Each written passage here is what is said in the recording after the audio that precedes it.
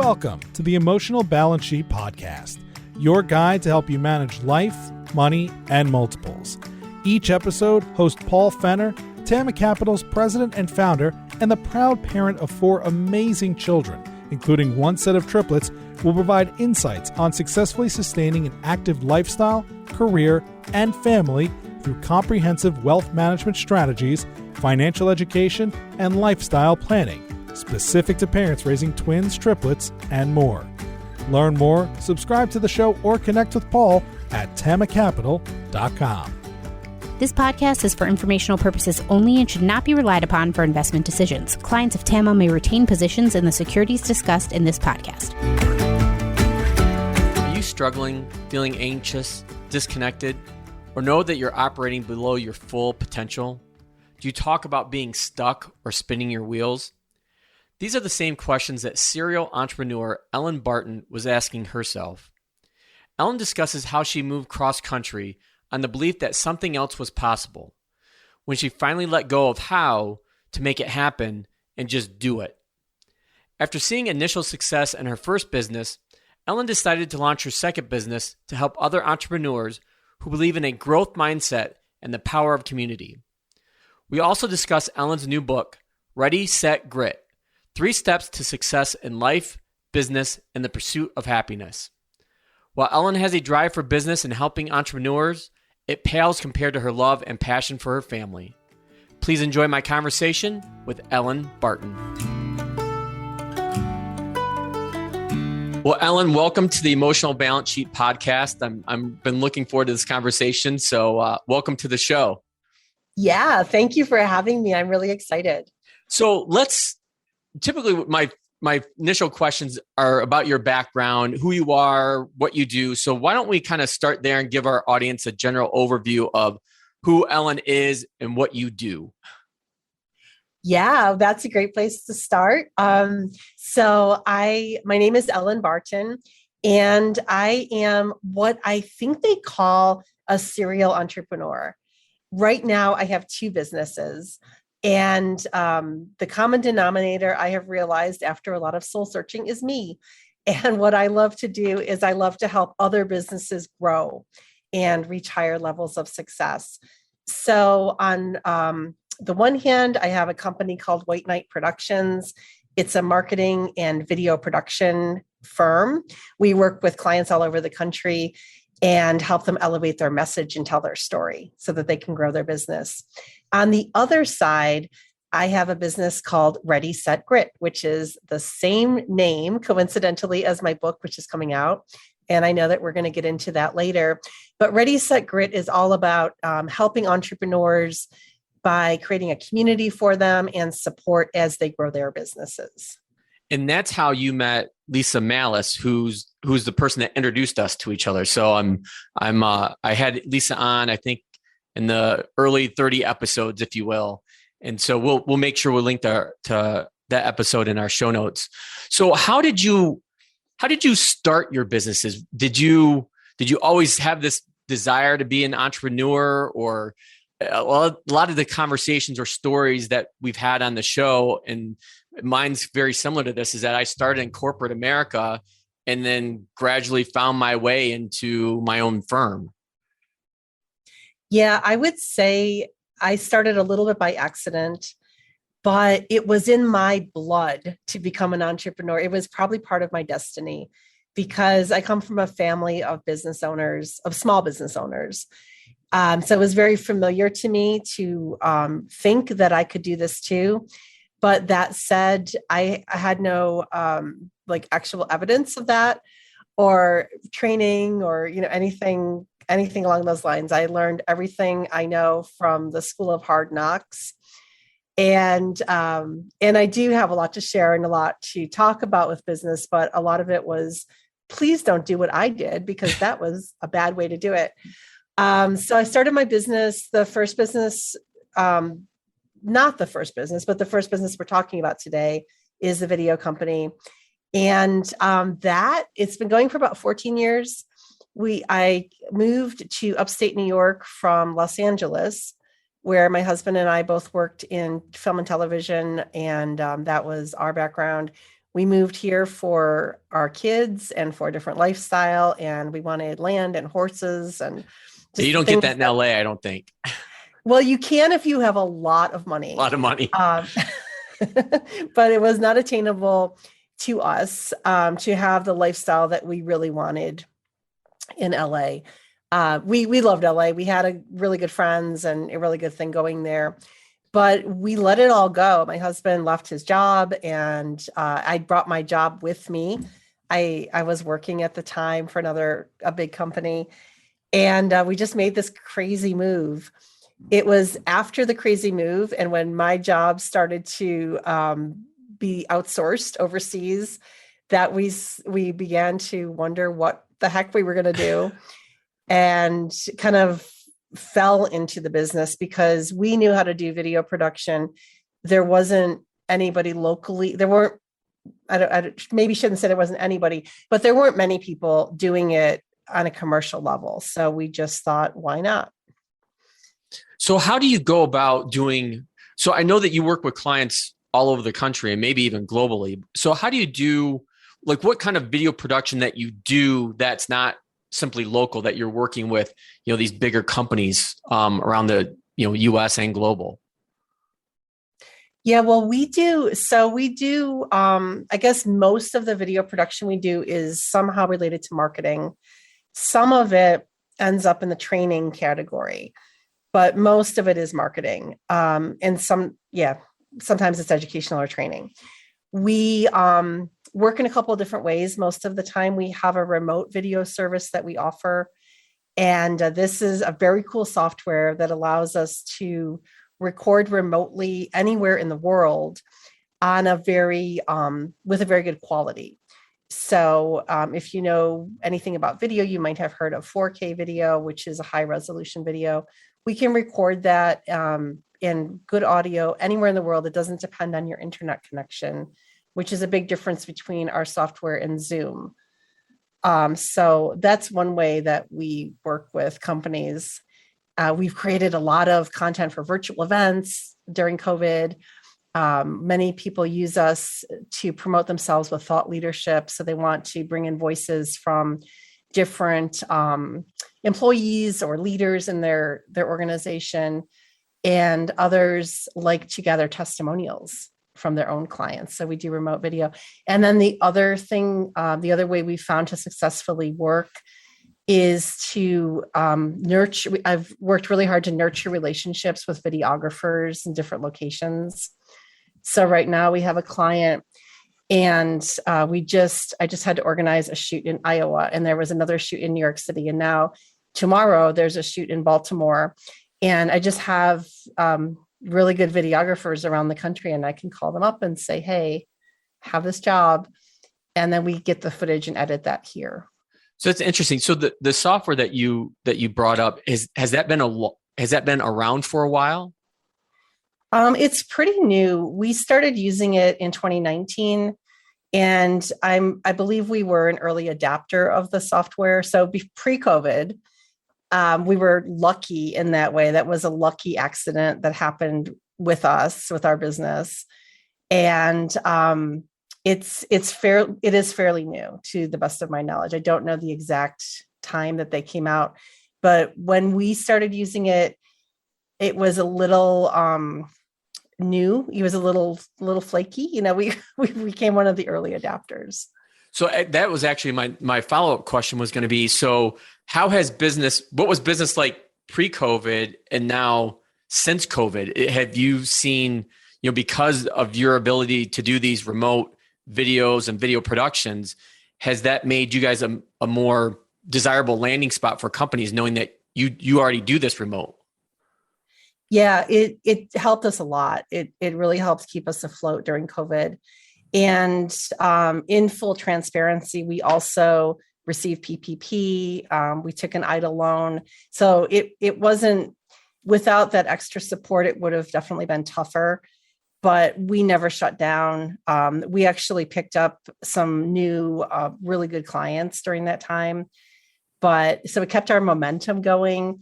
However, when I look back on my books, since this is a money podcast, there were some rough months. And I think there was a time when everybody was just figuring it out and nobody knew what was happening and nobody wanted to spend money. And then right after that, there was a panic because like, especially those companies that had events planned or something going on, they had to like figure it out. Right. And it's the surprising thing about the podcast over almost the first year that we've had the show, even though I'm a wealth advisor and I deal with financial planning every day, there's been very few episodes that focus directly on financial planning. It's been a really interesting evolvement, if you will, of the show and the guests that we've had on. And it's really similar to yours, is that you have a story to share. And I'm always interested in those stories and how you go through a transformation or a mindset shift or how you reframe things. So it's been an absolute pleasure to have people like you on to have these really great, interesting stories that most people may not know about. So from that angle, so you have these two businesses, one focused on video production and the other more marketing, correct? So, well, the other, sorry to interrupt you. The other one is really about helping support entrepreneurs. Sometimes it is through marketing, but oftentimes it's through connections, community, education. That's really separate from White Knight. So just to make that clarification. No. So actually, that's a good point. So talk to us a little bit more about what that business does and how you ended up launching that business. Sure. Well, that's a passion business for me. And it's my community. I have an online community. It's called The Boardroom. The URL is theboardroom.vip. And I started that about 4 years ago when I had gone through a really horrible time in my own business and realized I didn't have the kind of community I craved and needed and wanted. So I decided to build it. There's something about being an entrepreneur. And let me think how to phrase this. People may have an idea that because you're an entrepreneur, you have a lot of money, it's easy, you got a lot of connections and a glamorous lifestyle. It isn't far from sometimes the case, sometimes, but sometimes it's not. And sometimes you face really tough decisions or really tough situations. And people that don't have that same, people that maybe have a steady paycheck or some other security or resources that you may not have access to at that time, don't understand what you're going through. They don't understand what it's like to wonder if you're going to make payroll or whatever is happening at that time.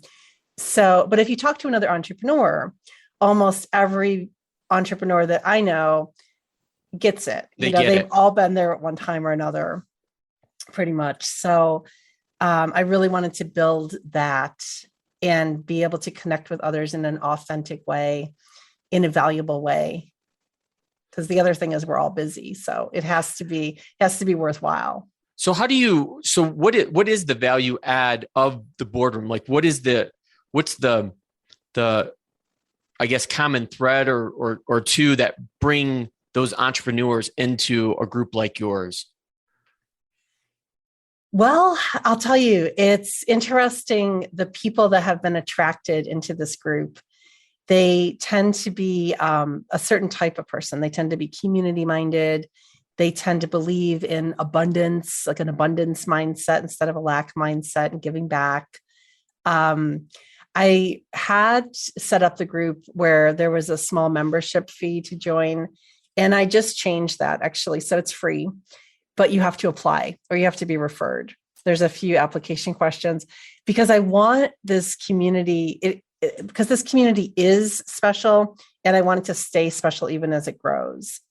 So people that believe in the power of community and the power of helping each other. There are a few business people, I guess, that are just out for themselves and don't care about anybody else. And, I guess I don't know too many of those people personally. I know they exist, They're not really in my circles that I'm aware of, I'm not really interested in being with those people. So the other kind of people are the ones that seem to be coming into the boardroom. And I think I lost the thread of your question, but that's what we're building in there. No, that's actually really good. So how is it structured? Like, how is it organized? Is it like you guys meet monthly? Are there specific topics that you talk about? And then do people like network amongst themselves, like outside of the organization? Yeah, well, what it's evolved into, it's been going for about 4 years. And what it's evolved into is a weekly call every Friday. And sometimes we have speakers. Sometimes we have a series happening in that weekly call that's called the Inner Circle. And the Inner Circle sessions are more discussion based. We bring up, we discuss topics that are important to us as entrepreneurs, but they may not be exactly business related. So this week in our call on Friday, we're going to be talking about vulnerability and authenticity. Not necessarily a typical, business topic, but absolutely important and critical for business growth and development. So that's one way they connect. There is an online community, and that's the thing you have to now apply to get into. It's set up. It kind of looks like a Facebook or something like that. It's a closed community where there's threads. You can chat with people directly, and there's a few private groups also like within that community. Okay. We have experts. We have so many different people in there, and I encourage those experts to drive conversation around topics. Lisa Malice is in there, and she posts every Monday about time management and being really good at delegation and growing your business in that way. There's a woman, Tracy, and it's not just women, it's men and women, but there's another woman, Tracy, who's in IT and tech, and she posts about tech every week. And there's a lot of great people there. There's a couple hundred people in there. It's not a huge community, but it's a robust and highly engaged community.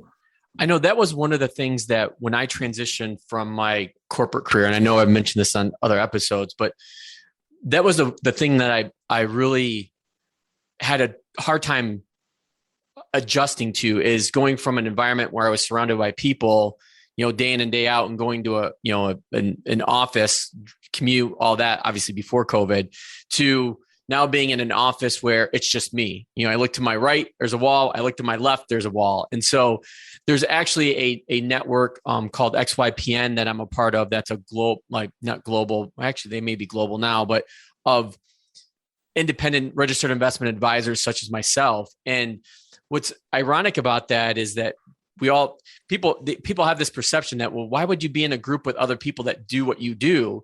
Like, don't you guys compete against each other? And yes, there's some, but we all have different niches, if you will. And so I've actually spun off into another couple, mastermind groups where with other advisors where they have a much different specialty than I do. And so we meet, fairly regularly, like once a month or, once every 2 months. And so it's been a really great community, I think. And that's a word that you use quite often, is that community that you're trying to build. Yeah. And that's a mindset, like you said, there are some people that just feel like they're more of a scarcity mindset. They just feel like they have to keep everything for themselves. And if they are to be successful, their colleague over there that also has a business doing something similar can't be successful, that there's a limited amount of clients and a limited amount of work. And I think that that's not really a great way to think or to do business. I too am in a little mastermind group of female business owners, females who own video production companies, because there's not that many of us, or at least that I'm aware of. It's a small group so far, but even though we technically, I guess, compete, it doesn't feel like that. When we're talking in the group, we share knowledge, we share resources. one of my friends who I've made through this group, she and I started it maybe about a year ago. I don't exactly remember, and we've brought other people in as we come across them because, like I said, there's not that many, but we've even given each other, she gave me, I was looking for editing help and she's like, oh, here's Stacy. She's my best editor. Here's her email, see if she's available. And, even share like that. And that's really awesome because, then we all also end up looking out for each other. It's a much nicer way to do business. Yes, I agree. So to go back actually to when we were talking about your move from LA to New York, what kind of mind shift or mindset shift was that with you and your husband, in making that decision to come from LA to New York? Are you from the upstate New York area? Yeah, I'm from Buffalo and I went to college in central New York. And so, I was aware that there's snow and stuff like that. It wasn't a surprise. A lot of snow, not just some snow, Ellen. There's a lot of snow so in much Buffalo snow. and upstate New York. Oh my gosh. Last year we got a storm that dumped 40 inches of snow in one day. It was insane. That's a lot of snow. That is a lot of snow. Yeah. We I guess it was an evolution for us of a mindset shift. And it just, although my husband had a really good job and we had a great house, we had great friends, we realized there was something missing. And my dad lives in this area too. My mom lives in Buffalo, where I'm from, and my dad lives down in central New York, where we live now. And I didn't really want to go back to Buffalo. I visit often because I've got family up there. But that wasn't calling to me so much. Central New York, we were considering. Every time we would visit down here, the nature's beautiful. We just enjoyed the slower lifestyle. We were also looking at other places in the U.S. That we were like, well, maybe it would be nice to live in New Mexico, or maybe it would be nice. So we're just going to throw in stuff out there. And it just happened that it worked out timing wise for us to come here. But mindset shift definitely had to happen and I guess it started to happen when we just began to believe that something else was possible beyond the daily grind. It wasn't that we weren't happy in LA, because we were. But we wanted more. We wanted land. We wanted horses. We wanted a different experience. And we talked about it a lot. And then we came on vacation to visit my dad and put our house on the market. And it sold in a day. And it sold for a lot more than we were asking. And we were like, that's LA for you. Yeah, that's California. But it's also the universe going, okay, you're doing this thing now. And we just surrendered to it and let it happen. And we didn't know.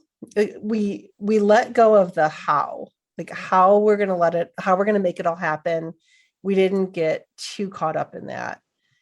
And I don't know if it was just crazy or if it was brave, or I'm not really sure, but it ended up working out. Well, I work with a lot of people that have gone through career transitions, and it's one of the worst things that anybody can go through. And at the time you're thinking the how am I ever going to get through this, rather than, well, this is an opportunity to actually do something better, an opportunity to do something different, an opportunity to do something I've wanted to do. And it's really hard to change that mindset shift. I don't know if I'm sure you're probably familiar with Carol Dweck. She's the guru when it comes to the mindset shift game and this whole growth versus fixed mindset. And having gone through that myself personally in my corporate career, I was the same way. But when I look at now 6 years removed from that situation, I just shake my head and think it's really hard to imagine that I'm actually here where I was versus 6 years ago. Yeah, it can feel so scary at the time, and it's So I don't want to diminish that, but within every challenge, the flip side of every challenge is an opportunity. And the more you embrace that and believe that, it becomes easier to find those opportunities. They're always there. And so it's just a matter of finding them and then learning how to do something with what you have available. So maybe, I don't know the circumstances of you leaving your corporate career, but like for whatever reason, like suddenly you don't have that. And so what do you have? What can you work with? I find that, and the more you're able to remove yourself emotionally from that and make it into a game, make it into something fun, it's hard to do sometimes, but it's interesting. Life is such an interesting journey. Yes. So actually that leads into probably the big point that we want to talk about is, so you started White Knight Productions, you've started the Boardroom, and for some reason you decided now's the time to write a book. Yeah. I've always wanted to write a book. Wanted to write a book. So your book is called Ready, Set, Grit. Three steps to success, life, and business in the pursuit of happiness. Yeah. So how did you come up with the, I guess, principle of the book? Like what made you decide on, I want to talk about grit? Well, I think it was when I figured out that I had grit. And like I said at the beginning, I learned everything the hard way. I had to have all the lessons drummed into me.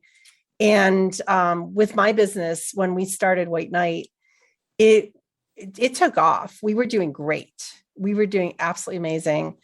And we hired people, we gave them benefits, we did all the things and had a lot of fun.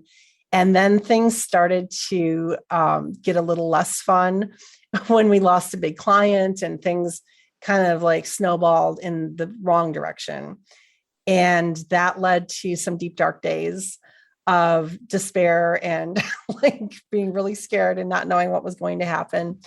And it was that process of like really falling to the bottom and coming out of that the whole time I kept thinking, well, this has to be for some reason. I have to do something with this. And all the lessons I learned and all the reading I did and all the seeking of knowledge during that time, because I was just grasping at anything I could find to get the answers to come out. I just started feeling like I wanted to put all that together and try to help other people, because you don't have to do it my way, but my way isn't like the best way, but you can learn from that. And there are a lot of things about what we went through in that crazy way that allowed us to transform our business, to transform our lives. So what I learned is every one of us has the ability to do that when you get intentional about it, you get systematic about it, and you just take the steps to move, even in some small ways, towards what you want, even without knowing how you're going to get there. I think that's one of the key things is that you said is small steps. I think a lot of people have, they get paralyzed by the fear of, something big and not realizing that what's the first actionable step, small step that I can take that helps get me there.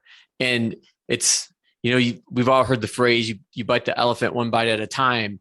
And I've seen that over and over the course of, 10 plus years of having Tama. And it's that first step obviously is always the hardest, but then once you take it, then they do get easier and easier.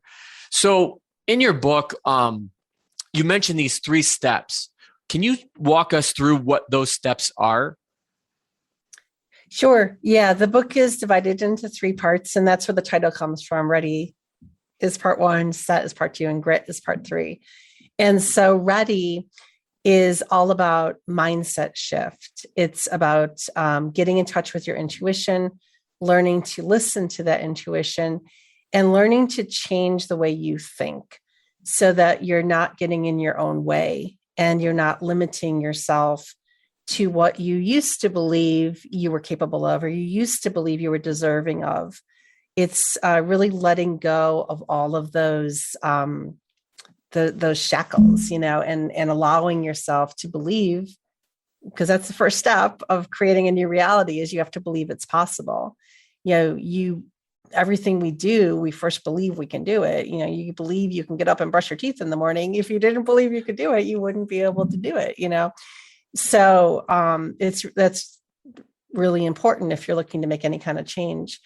The middle part is called set. And that is there's a chapter in there about time. It's all about the foundation. So there's time, there's tribe, there's all the things you lay down to build your dream and to build your new reality on, because you have to develop some basic skills. You have to develop some basic support so that you can move forward and allow your dream to flourish. And then the third part of the book is grit. And it's all about doing the work and having that sheer determination to show up again and again and again, even if you're just making the tiniest little step towards your goal. Eventually, those little steps do make a difference. All the seeds you're sowing do make a difference. It can be hard to see it. It can be hard to believe it, but it's true. It really is. You just have to keep going. So I know I only have you for a finite period of time. So I'll get to my closing question, which I ask all of my guests, is what is the best thing about being a parent? That is such a great question. I am a parent. I have two children. They're now young adults, 2 girls. And it's the best thing it's my greatest accomplishment in my life is my kids. The best thing about being a parent, I think, is watching them grow up. Every stage is fascinating to me, even the hard ones. And getting through to now, my kids are 21. My daughter just turned 21, and my older daughter is 23. And they're just amazing. They're both doing really cool things, and we have a very solid relationship, which I'm so grateful for. I think that is my greatest accomplishment. But just watching them spread their wings and fly and getting to experience that is the coolest thing. I've had a lot of great conversations over the year with the show, and my favorite part is asking that question and the responses that are so different and variant and in depth. And, I can feel your passion for your 2 girls, which is just incredible. So, Elin, we'll be sure to link in the show notes to your new book that's coming. And when does that come out? September 20th. Okay. All right. We'll be sure to link to that and your website as well. But I can't thank you enough for being on the Emotional Balance Sheet podcast. Thank you for having me. It was a lot of fun. Thank you for listening to this episode of the Emotional Balance Sheet podcast. Please visit tamacapital.com to subscribe to this podcast or to connect with certified financial planner and registered investment advisor Paul Fenner of Tama Capital. And please join us again next time on the Emotional Balance Sheet podcast.